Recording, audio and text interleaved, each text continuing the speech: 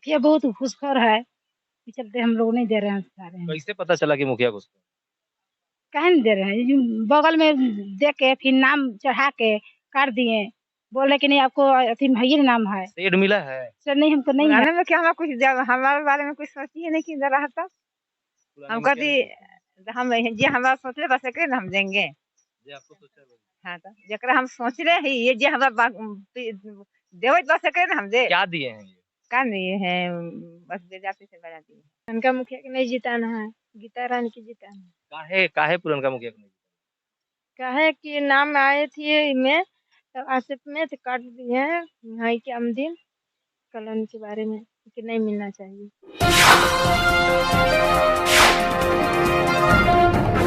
नमस्कार, आप देख रहे हैं पलामू समाचार केंद्र और पलामू समाचार केंद्र अभी त्रिस्तरीय पंचायत चुनाव में के दूसरे चरण पाटन प्रखंड अंतर्गत उताकी पंचायत में है। मैं आज उपस्थित हूं पारसनाथ मेहता जी के यहाँ।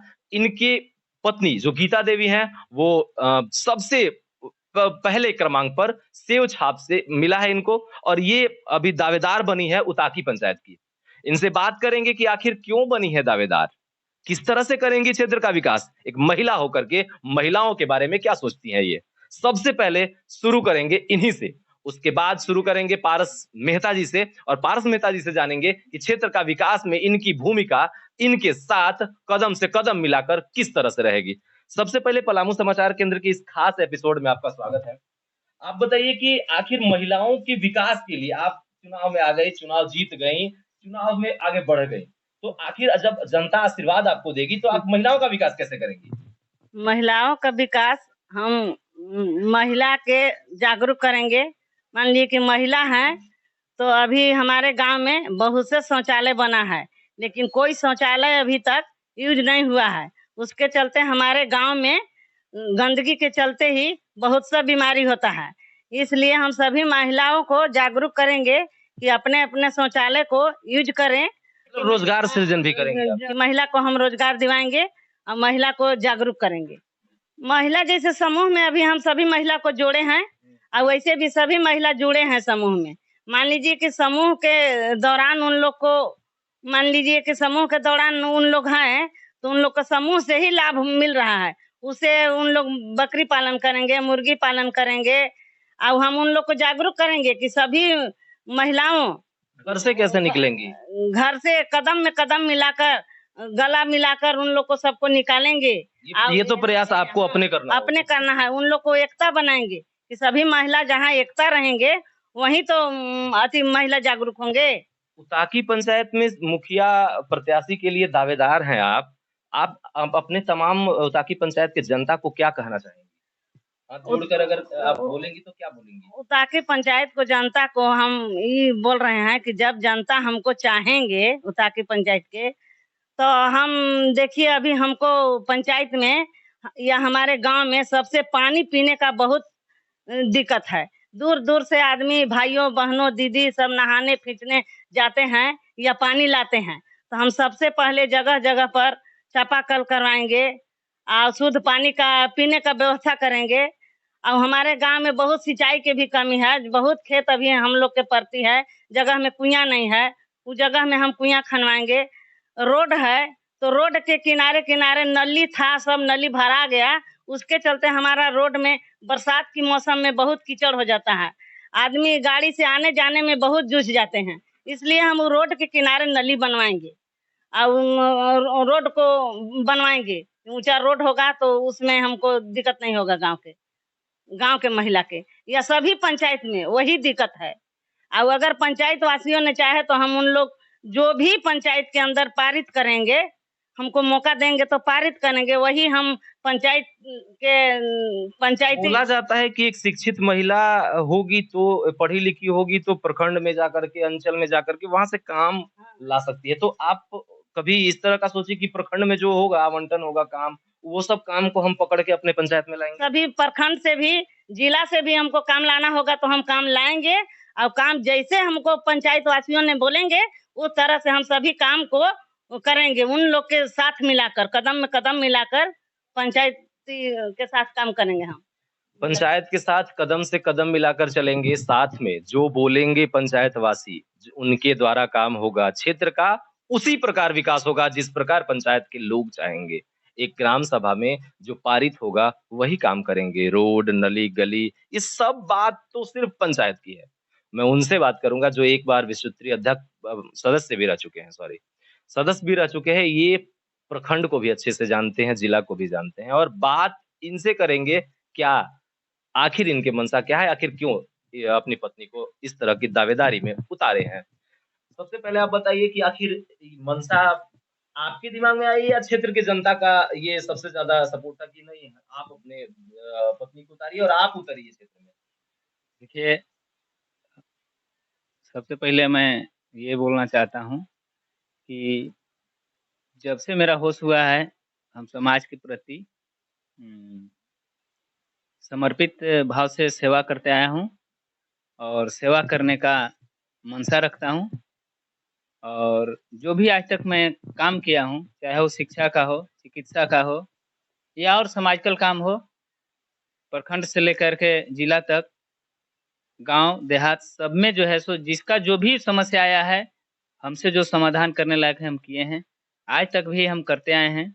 जैसे अभी मुखिया रहते हुए भर में हम जो अदर मुखिया, जैसे मान लिए अभी अखिलेश जी मुखिया थे, लोगों का समस्या था, कुआं नहीं हो रहा था, 2 गो 4 गो का हम कुआं अपने वीडियो के माध्यम से करवाए हैं।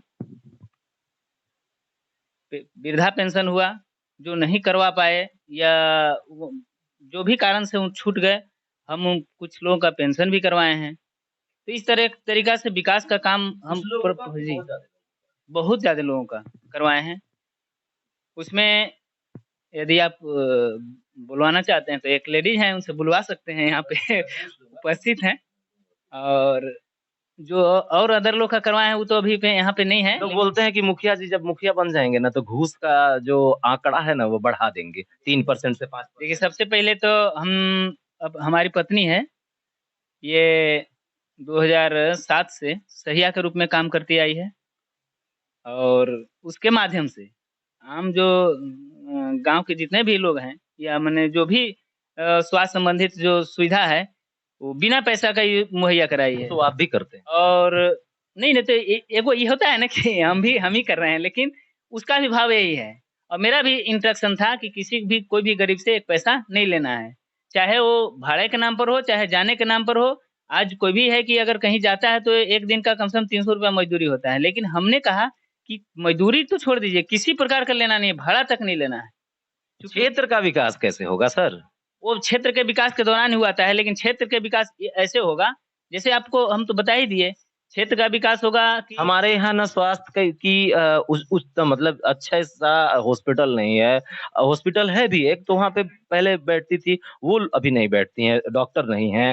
उसके अलावा अच्छा कॉलेज है लेकिन वहाँ शिक्षक नहीं है, स्कूल है अच्छा पढ़ाई नहीं है।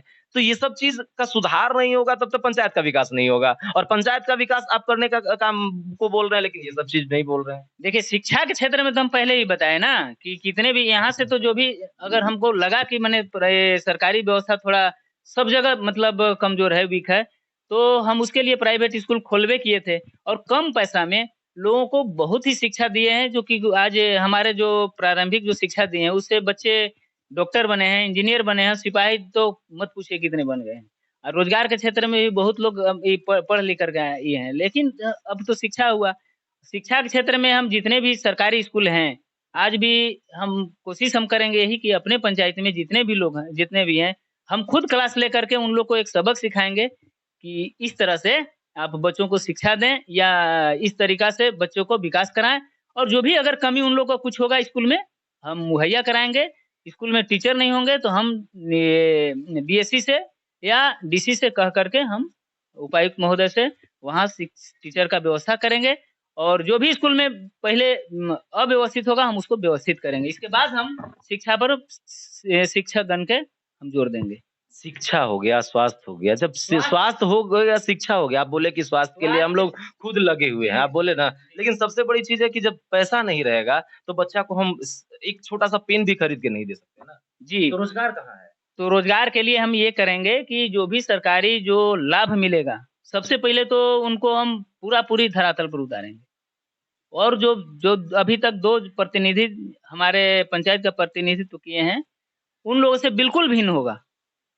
उन लोग ऐसा लगेगा जनता के कि हमारे बीच एक नया प्रत्याशी के रूप में आए हैं और मेरा नया काम हो रहा है और हमारा पंचायत का विकास होगा ही, ऐसा उनको महसूस होगा और हम कराने का भी प्रयास किए हैं।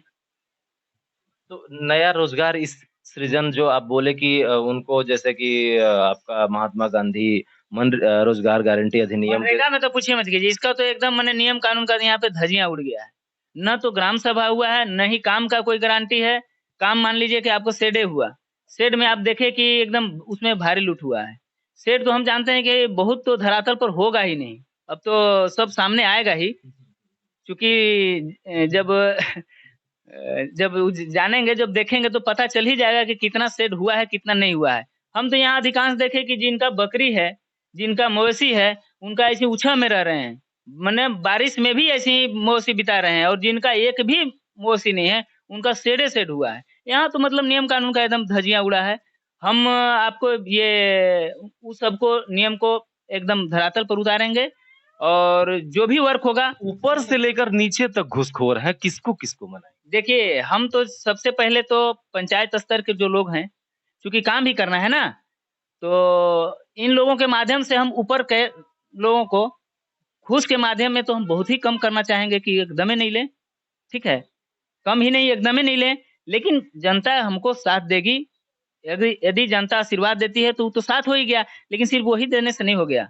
हमको चूंकि घूस को मिटाना होगा, घूसखोरी बंद करवाना होगा, तो हमको ऊपर तक जाना होगा। तो साथ हमारे से कदम में कदम मिलाकर के जो भी जनता है उनको चलना पड़ेगा। अब यदि जब साथ देंगे तो हम आपको विश्वास दिलाते हैं कि घूसखोरी निश्चित रूप से कम कर देंगे, कम हो जाएगा। और आपको ये आवास के बारे में हम ये बोलना चाहेंगे कि बहुत से गरीब लोग हैं जिनका मकान एक रूम भी पक्का का नहीं है, उनका 2, 3, 4 तक बेटे हैं, चारों के नाम कट गया। यदि उनको अगर शादी भी मैंने विवाहित भी हैं, मैंने बाप माई बाहरे रह रहे हैं और बेटन के लेकर के और एक ही पर ही है, इसलिए शादी ब्याह होगा तो चूंकि उन लोग को तो असियाना चाहिए ना, असियाना मतलब उनको न लगा करके सब नाम काट करके ये यहाँ के लोग, हम ये नहीं कहना चाहते हैं कि मुखिया किए, लेकिन जितने भी जो व्यवस्थित लोग थे सब उसमें शामिल हैं और सभी ने जैसे वैसे वैसे गरीब को मतलब असियाना हटा दिए हैं, हटाने का काम किए हैं। उनको तो कभी भी वो ऐसे जनता माफ नहीं करेंगे। आवास बना, उसमें हम जानते हैं कि 15,965 रुपये आता था लेबर का। हम समझते हैं कि लगभग नहे के बराबर, माने एक भी आदमी वैसा साइजे आदमी होगा जो कहेगा कि हमको मिला है, मिला भी होगा तो कुछ कम मिला, माने कुछ मिला होगा, लेकिन 15,965 रुपया में अधिकांश माने नहे के बराबर लोगों को मिला। ये बहुत बड़ा गलती हुआ है, क्योंकि आवास गरीब का था और गरीब को आवास में पैसा नहीं लेना चाहिए। बहुतों लोग कर्ज से डूबे हुए हैं। हम देखते हैं कि समूह बना करके आज 10-20 गो महिला इधर जा रही हैं, 20 गो महिला उधर जा रही हैं। रोज जो है सो ही कहते हैं कि बाबा 100 रुपया देना, 500 रुपया देना। हम कितना को पैसा कहाँ से दें? हम भी तो एक गरीब आदमी हैं, हम भी मेहनत करते हैं। तो चुनाव लड़ रहे हैं, गरीब आदमी है जी हम जनता के बल पर लड़ रहे हैं, ऐसे अपने से नहीं। हमें लोगों ने कहा कि आप चुनाव में आए और हम लोग आपके साथ हैं, आपके जैसे आदमी को हमको जरूरत है, चाहिए। हम देखिए उपायुक्त महोदय तक लेकर के गए कि इनका आवास कट गया, तो लेकिन बहुत देर हो चुका था। उनको आश्वासन भी देते रहे ना, एक तरफ कटवा दिए तो 4 महीना बिता दिए। अगर वही समय हमको मालूम हो जाता तो हम उनको कटने नहीं देते आवास से नाम, इसलिए कि एकदम गरीब तबके के। और हम ऐसे लोग को देखे हैं यहाँ पे तो लगभग अगर नौकरियां भी हैं तो दाल रोटी किसी तरीका से चला है। नौकरियां भी हैं तो बहुत लायबिलिटी उनके पास है। हम देखें कि बहुत लोग यहाँ पे नौकरी करके भी अरबपति नहीं हुए हैं, ठीक है। तो उनके भी जो 4 गो बच्चे हैं, लेकिन उनका भी देख रहे हैं कि आवास जो चारों हैं कम से कम 1 के 2 के रहता, लेकिन चारों का चारों कट गया।